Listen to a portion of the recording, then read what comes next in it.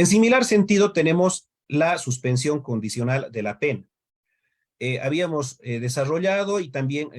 la doctora Santa Cruz más adelante va a abordar lo que es el tema de salidas alternativas. También se han tocado en anteriores jornadas lo que son salidas alternativas, las modificaciones normativas que ha implementado la ley 1173, pero no debemos confundir lo que es la salida alternativa de suspensión condicional del proceso con la suspensión condicional de la pena, que por lo general se lo suele confundir reiteradamente.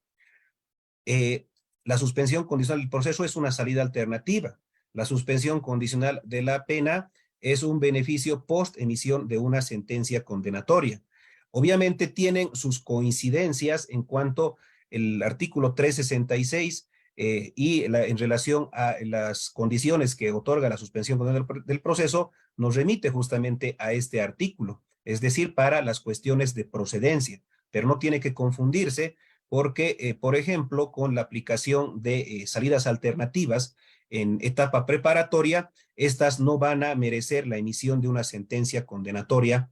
sino va a emitirse un auto en el que se van a imponer las reglas y las condiciones, y que al vencimiento de ese término, entre 1 y 3 años, se va a declarar extinguida la acción penal. Es decir, no va a haber una sentencia condenatoria en la suspensión condicional del proceso. En cambio, en la suspensión condicional de la pena, es necesaria, obviamente, el requisito previo, la emisión de una sentencia y que ésta no supere los 3 años. Entonces, en este caso, el artículo 366 nos dice que la jueza o el juez o tribunal, previo los informes necesarios y además tomando en cuenta los móviles o causas que hayan inducido al delito, la naturaleza y modalidad del hecho, podrán suspender de modo condicional el cumplimiento de la pena cuando concurran los siguientes requisitos. Es decir, de que si también se lo pretende solicitar juntamente la emisión de la sentencia, porque muchos de los casos, ante la emisión de una sentencia que debe ser emitida de forma oral en audiencia, especialmente cuando se la realiza en procedimiento abreviado,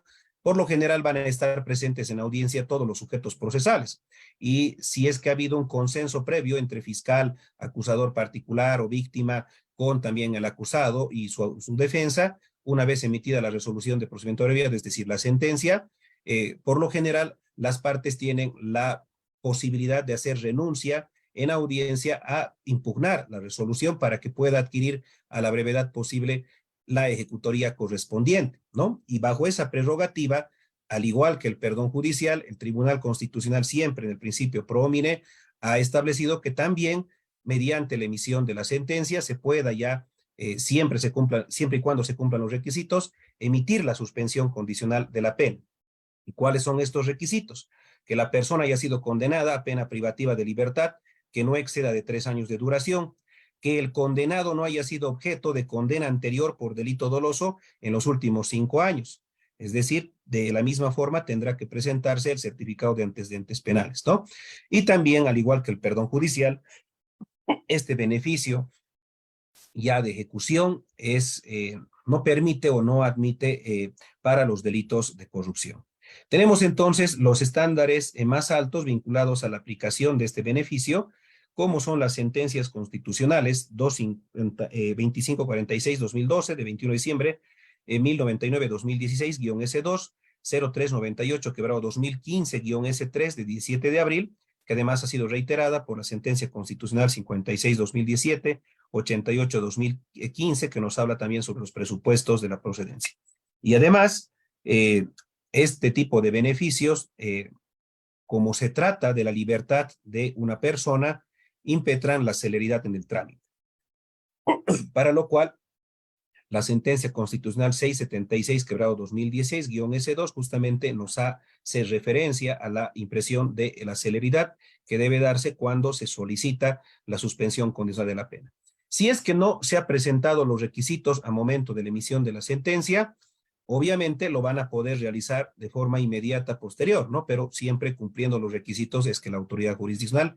recién va a poder pasar a considerar la emisión de la suspensión condicional de la pena. Porque en el caso de que, por ejemplo, incumpla este presupuesto que es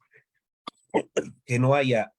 sido condenado por delito doloso en los últimos 5 años, obviamente si no tiene la autoridad judicial el certificado de antecedentes penales que se haya presentado por quien va a ser beneficiario en todo caso de la suspensión condicional de la pena, que es el acusado, no va a poder disponer, porque imagínense, estaría disponiendo y cuando le presentan después, resulta que había tenido antecedentes penales por delito doloso en los últimos 5 años. Y obviamente esta resolución no estaría acorde a derecho. Por eso es de que es necesaria la exigencia del cumplimiento de estos requisitos.